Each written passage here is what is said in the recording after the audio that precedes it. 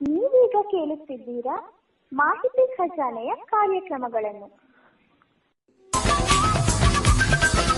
ಮಾಹಿತಿ ಖಜಾನೆ ಯೂಟ್ಯೂಬ್ ವಾಹಿನಿಗೆ ನನ್ನೆಲ್ಲ ಸಂಯುಕ್ತರಿಗೂ ಆತ್ಮೀಯವಾದ ಸ್ವಾಗತ. ಇಂದು ನಾವು ಮತ್ತೊಂದು ಉಪಯುಕ್ತ ಮಾಹಿತಿಯೊಂದಿಗೆ ಬಂದಿದ್ದೇವೆ.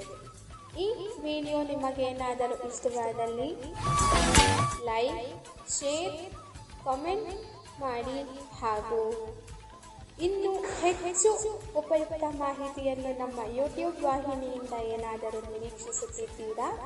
ನಿರೀಕ್ಷಿಸಿದಲ್ಲಿ ಬೆಲ್ ಐಕಾನ್ ಅನ್ನು ಕ್ಲಿಕ್ ಮಾಡುವುದರ ಮೂಲಕ ಸಬ್ಸ್ಕ್ರೈಬ್ ಆಗಿ.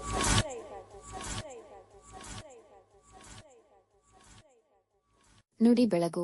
ಹೂ ಹೇಳಿದ ಪಾಠ ತನಗೆ ತೊಂದರೆ ಕೊಟ್ಟವರನ್ನು ಬಿಡುವುದಿಲ್ಲ. ಅದೇನಾದರೂ ಆಗಲಿ ಎನ್ನುವ ನಿರ್ಧಾರಕ್ಕೆ ಮಗ ಬಂದಿದ್ದ.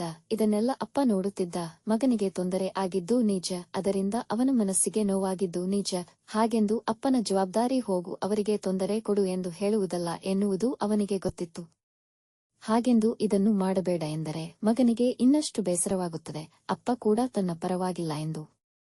ಜಗತ್ತಿನಲ್ಲಿ ನಾವು ಹೇಗೆ ಇರಬೇಕು ಎನ್ನುವುದನ್ನು ಮಗನಿಗೆ ತಿಳಿಸುವುದು ಅವನ ಕರ್ತವ್ಯವಾಗಿತ್ತು. ದಿನ ಕಳೆದಂತೆಲ್ಲ ತನ್ನ ನಿರ್ಧಾರವನ್ನು ಮಗ ಗಟ್ಟಿ ಮಾಡಿಕೊಳ್ಳುತ್ತಿದ್ದ. ಅದನ್ನು ಹೇಗೆ ಸಡಿಲಿಸಿ ಅವನ ಕೈಗಳಿಗೆ ಯಾವ ಕೆಡುಕು ತಾಕದ ಹಾಗೆ ನಿಲುವಿನಿಂದ ದೂರ ಕರೆದು ತರಬೇಕೆಂದು ಅಪ್ಪ ಹೀಗೆ ಇಬ್ಬರೂ ಯೋಚಿಸುತ್ತಲೇ ಇದ್ದರು. ಒಂದು ದಿನ ಮನೆಗೆ ಪೂಜೆಗಾಗಿ ಬುಟ್ಟಿಗಳಲ್ಲಿ ಹೂವನ್ನು ತರಲಾಗಿತ್ತು. ಬಣ್ಣ ಬಣ್ಣದ ಸುವಾಸನೆಯ ಹೂಗಳು. ಹೂಗಳ ಪರಿಮಳ ಮನೆಯ ತುಂಬೆಲ್ಲ ಹರಡಿ ಅಲೌಕಿಕ ವಾತಾವರಣ ಸೃಷ್ಟಿಯಾಗಿತ್ತು. ಅಪ್ಪ ಆ ಬುಟ್ಟಿಗಳ ಮುಂದೆ ಕುಳಿತು ಹೂಗಳನ್ನು ಹೊಸಕತೊಡಗಿದ. ಮಗ ಅಪ್ಪನ ಕೆಲಸವನ್ನು ನೋಡುತ್ತಾ, ಅಪ್ಪ ಇದೇಕೆ ಇಂಥ ಕೆಲಸವನ್ನು ಮಾಡುತ್ತಿರುವೆ ಎಂದು ಕೇಳಿದ.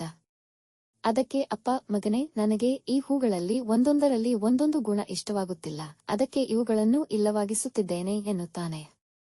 ಅಪ್ಪನದ್ದು ಹುಚ್ಚಾಟ ಅನ್ನಿಸಿ ಮಗ, ಅಲ್ಲಪ್ಪ, ಹೂಗಳು ಇರುವ ಹಾಗಿರುತ್ತವೆ, ಅವುಗಳಲ್ಲಿ ನಿನಗಿಷ್ಟ ಆಗಿಲ್ಲ ಎಂದು ನಾಶ ಮಾಡಲಿಕ್ಕೆ ಹೊರಟಿದ್ದೀಯಲ್ಲ, ಇದು ಸರಿಯಾ? ಪಾಪ, ಈ ಹೂಗಳು ಏನು ಮಾಡಿವೆ? ಇಷ್ಟವಾಗುವುದು ಇಷ್ಟವಾಗದೇ ಇರುವುದು ನಿನ್ನ ಸಮಸ್ಯೆ ಎನ್ನುತ್ತಾನೆ.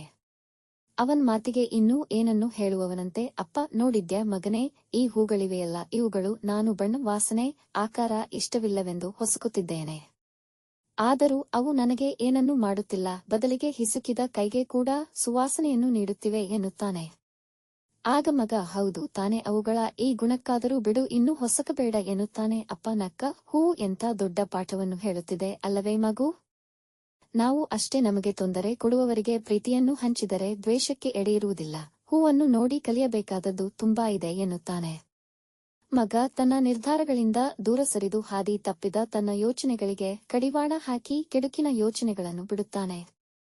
ಇದನ್ನೇ ಧರ್ಮ ಗುರು ಗೋವಿಂದ ಸಿಂಗರು ತನ್ನನ್ನು ಹೊಸಕಿದ ಕೈಗಳನ್ನು ಹೂವು ಸುಗಂಧಭರಿತಗೊಳಿಸುತ್ತದೆ ಎಂದಿರುವುದು.